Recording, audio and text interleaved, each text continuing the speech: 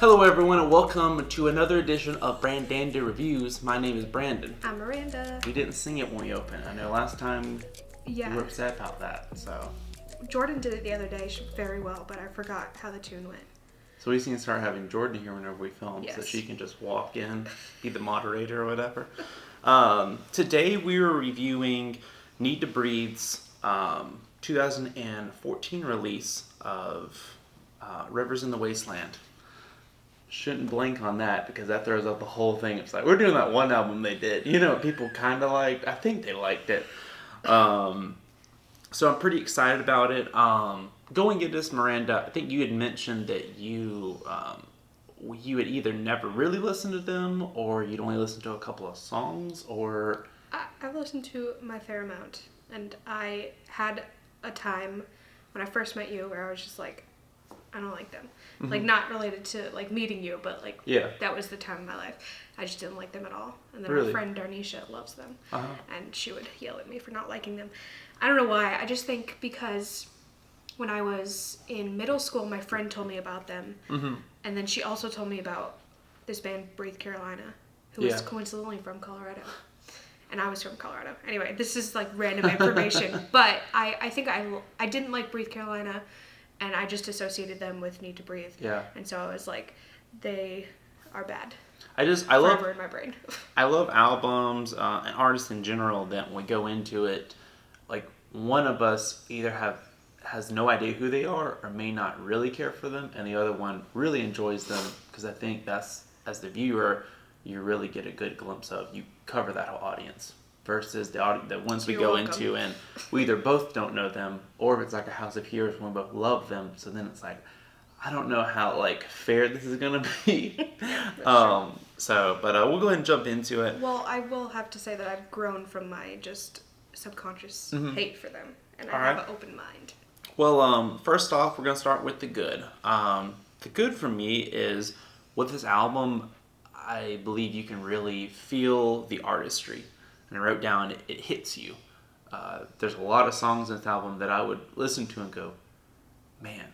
Or that, like, I've shed tears to because I would have either something going on in my life or something that I was thinking about, that I'd listen to them and I'd be like, man, that's what this song's talking about. And I think that's important as a musician for you to push through. And there's albums that I love out there, but I know that it's just generic songs, or it's just you had to put out the album for your contract. Then there's other albums you listen to and you know this is coming from a place of, oh, there's some pain there, or there's some joy there, and it's pouring through the songs. Mm-hmm. So I say that I got rid of my, like, subconscious hate, but I also really didn't like this album. You gotta go with the good now, I know. I'm saying, like, when I was doing this, I was like, I don't know what I'm gonna say for the good, but I think that all of the songs are separately great. Not in the context of an album. Mm-hmm. But, I don't know. I mean, yeah. They're good songs. So you think if these were singles, you would like them? Yeah. And I guess you'll go into more into why you don't like them when we go to the bad, but you'd say these are... And I also put, like, when I first listened to it, I thought it wasn't sonically cohesive, but also, like, when I, like, finished it and looked back on it, I think it was. Mm-hmm. So that's another good thing, even though it was on my bad list. So for my bad, and it might kind of add to your bad, is that I put down this album takes a few listens, because for a couple of years, there's a couple of songs I didn't like. And when I was revisiting this, I realized there was a couple of songs that used to be my favorite, that now I still like them, but they weren't as like, yeah, that's my song. Yeah. Versus songs that I used to I would skip after 30 seconds. I started listening to now and thinking, I really like this. So this is an album that, and I mean, a lot of my favorite albums are like that, but I think as a viewer, that's important to know that if you're going to listen to this, I don't think you can get this whole album in one listen. I don't think this is an album you put on the back when you're having a party at your house. I think this album you got to sit down, and take time to enjoy. I think part of the reason, too, for me, is that it started off with such a slow song, and I hate... And I just don't think... I mean, slow songs are fine, but I just don't think it was a good opener. Uh-huh. And I'm really into openers. And if it's just not good, I'm just not going to enjoy the album. And so I kind of just had that bad taste in my mouth the entire time. Yeah, I think that, like, it just seemed very repetitive. Like, the messages were good and the songs were good, but it just seemed like it just went on too long. Which I feel like I've said about another album that we've done, but I don't remember. I'm not into repetitiveness. And it, like, not necessarily that just in general, but, like, I feel like it didn't really have a reason to be repetitive, except that it just was. I know we've done a couple albums, and that's what I express is even if you're doing something very well, if you keep doing it, it loses the charm of it. Yeah, so that plus it opening badly for me just made me not like it a lot. So off the top of your head, are there any songs that if they would have given you control that you would have moved that off the top of your head? I don't know if you remember the track list. I don't, like, in order. I just didn't know if that popped into your head where you're like, why didn't they put this song at the beginning? No. I mean, yeah, no. Because I think that's why I'm saying, like, I was expecting it to pick up and then it didn't. That's why I thought it wasn't sonically cohesive. But I think since it didn't, like, I think that the song really gave a good, like, intro to the rest of the album. Yeah. But also, like, another one would have been good to, like, get me more excited about it. Yeah. My favorite songs were Difference Maker, and I love that one from the very start, but one that just recently has really become like a song that I'm playing a lot is More Heart, Less Attack, and I never really gave it a listen when the album came out originally, but now it's become one of my favorite songs, maybe of all of their catalog. Dang. Are you a big Needtobreathe fan? Yeah, we'll get to that when we get to the thoughts. Oh, okay. I really like Difference Maker too. And I loved Brother before I, like, listened to the album or knew it was on that album. And then Rise Again. I also like More Heartless Attack. I thought it was cute. But then that was one where it was just like, here's another chorus. I get it.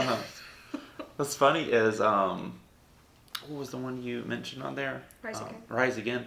That was like the one song off the album that I didn't care for. And I was going to bring it up, but I was like, I know that's probably going to be the song that Miranda's like, you know what? I like that.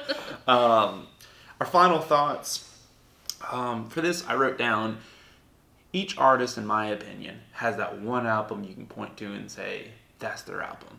If you want to, like, listen to it, you can listen to that one because I think that might be their best one. And for me, Rivers in the Wasteland is probably Needtobreathe's best album. I know for me personally, it's probably top 10 favorite albums of all time. So this album has a really special place in my heart. I know even for the band, they were coming out of a dark time. So for me, like, I highly recommend it if you're wanting to listen to Needtobreathe, or if you just want some good music that you need to dig into. Yeah, I think I definitely can hear, like, the heart in it. Like, it's not void of any feeling despite being, like, repetitive, which I think is a good thing. I just don't personally like it. I think that, like, because I listened to I don't know if it was their last album. It was one where all the songs were capitalized. This has a black cover. Yeah. Yeah, anyway, so I listened to that one that came out, like, 2 years ago. And I liked it. I didn't like it a lot, but when I listened to this, I didn't, particularly like it. So for somebody who's, like, listened to a little bit of Needtobreathe before and wants to, I mean, I definitely, like, see it because it has, like, the popular songs that I've heard of it before. It definitely seems like an album that is important to them and pretty, like, well defined of who they are. I just don't think I like Needtobreathe, and so that's why I didn't like it. But I mean, it's not bad. It's all right. Well, there you go. That's been our Brandanda review. Make sure you like this video. Make sure you comment. Let us know who got it right. Are we both wrong? I don't know. I feel like we both covered all the bases, but maybe there's someone out there that's like, no, you got it wrong. It's bad because it's too exciting. But yeah, let us know. Make sure you subscribe to Tank Media Network, along with our super awesome videos where we review music. We also have some fun skits. We also have Keith and I's talk show, Tank Talks. And if you just hate sketch comedy and Christian music, Then Keith has a whole gaming channel, Take Media Gaming. So there you go. One for every person. Thank you for watching. As always, my name's Brandon. I'm Miranda. We'll catch you there. On the flippity flip.